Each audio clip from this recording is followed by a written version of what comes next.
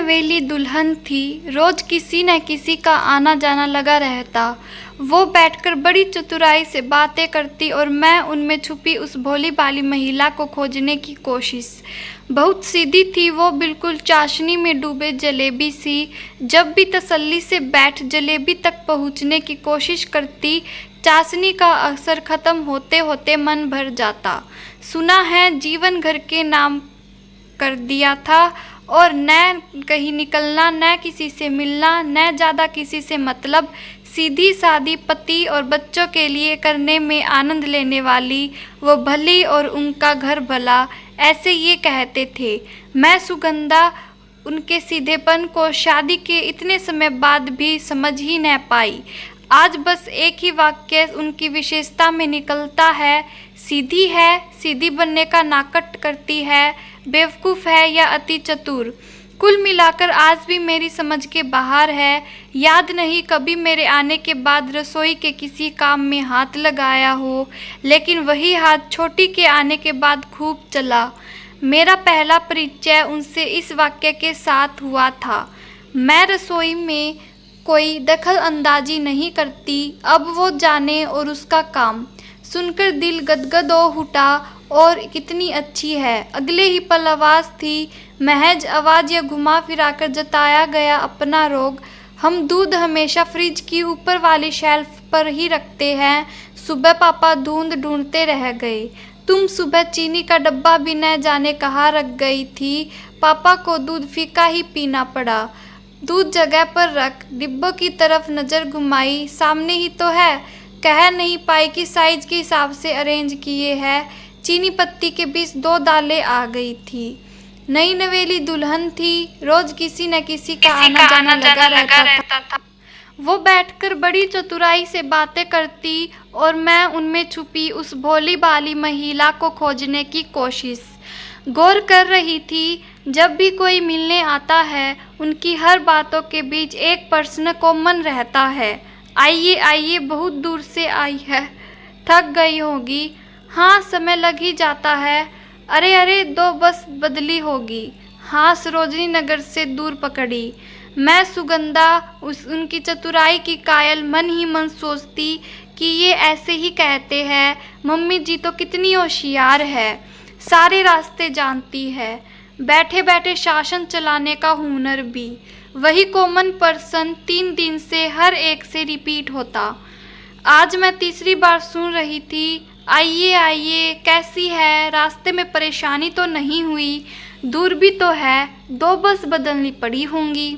नहीं नहीं भाभी जी, हमारा घर ज़्यादा दूर ना है, बस रिक्शों कियो और पहुंच गए। तुम्हारो तो भाई साहब के साथ आए दिन आनो हो तो, खैर तुम्हारो दोस्त ना है। तुम सीधी सादी कभी अकेली भी तो निकली नहीं ना।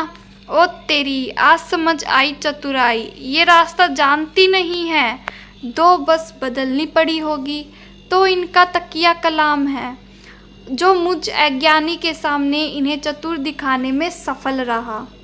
अब नीत नई सीधेपन की बातों के भी जिंदगी नए और हसीन पलों की भी जी रही थी। आज पकोड़े क्या बने, लगा खाने से ज़्यादा नमक कम, ज़्यादा की रामायण हो गई। जिंदगी की इतनी छोटी बड़ी बातों को लेकर वक्त बीतता रहा। कई बदलाव उनमें भी आए, कई मुझ में भी। ससुर जी के चले जाने से घर में एक रिक्तवा भी लगता था, वो भी घर के और सदस्य ज़्यादा मैं महसूस कर रही थी। होती भी क्यों नहीं, बड़े प्यार से बहू बनाकर लाए थे, अब उनके नीत नए रूप देखने को मिलते। सीधेपन का चोला किसी के ज्ञान से जल्दी उतर गया।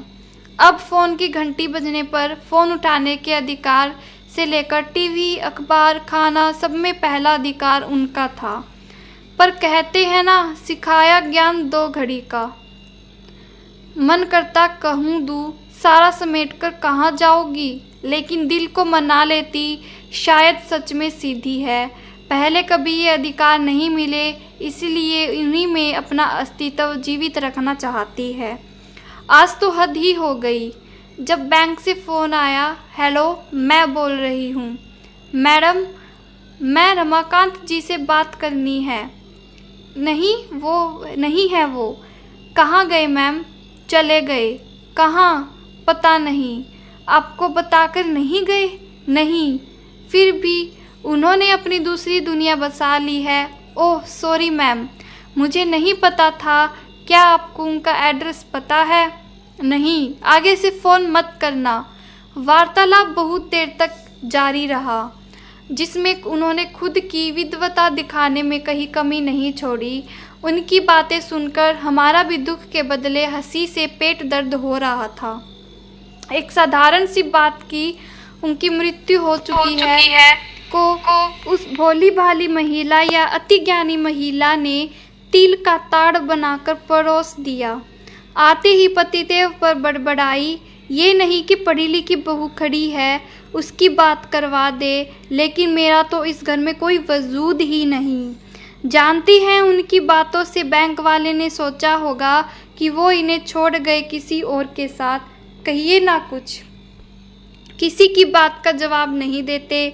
पतिदेव मुस्कुराए। सुगंधा, तुम्हारी महक इस घर को महकाए रखती है। तुमने कैसे सोच लिया कि तुम्हारा वजूद नहीं? मैं आज फिर वही कहूँगा, बहुत सीधी है वो। चतुर होती तो क्या इस तरह की बातें करती?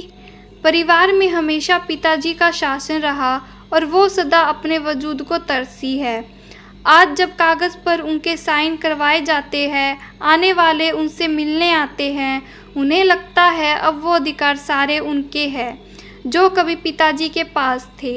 यही नहीं, मैं ये देख रहा हूँ कि तुम भी उन्हें अच्छे से समझने लगी हो। तभी तो हर बार उनके चतुराई में अपना सीधापन ढूंढ लाती हो। जीवन इन्हीं मिली जुली खट्टी मीठी बातों का गुलदस्ता है जिसे तुम्हें यानी सुगंधा को अपनी महक से बरकरार रखना है। आज सुगंधा की इस शादी को 30 साल हो चुके थे। सासू माँ आज भी बहुत सीधी है और सारा सीधापन सुगंधा के आगे ही दिखाती है। अजीब भाभी जी, बहू ने मिठाई बहुत अच्छी बनाई है। हाँ, अच्छी बनाने लगी है। 30 साल हो गए शादी को, अब जाकर बिल्कुल मेरे हिसाब का सीख पाई है। सुगंधा को मीठी और भोली भाली मुस्कुराहट सासू माँ ने दिखा दी। सुगंधा आज भी वही उलझी थी। ये सीधी है, सीधेपन का नाटक करती है या चतुर है? सारी सोच परे रख मंद ही मंद मुस्कुराई।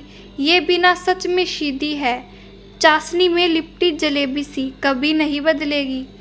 सो दोस्तों, कैसी लगी आपको ये स्टोरी? एक बहू सोचती है कि उसकी सासू माँ सीधी है, लेकिन वो सीधी भी है उसकी सासू माँ और चतुर भी। सो कैसी लगी आपको ये स्टोरी? कमेंट में ज़रूर बताना। मिलते हैं ऐसी ही अगली कहानी में। तब तक के लिए do like, share and subscribe. Thank you for watching this story. Thank you.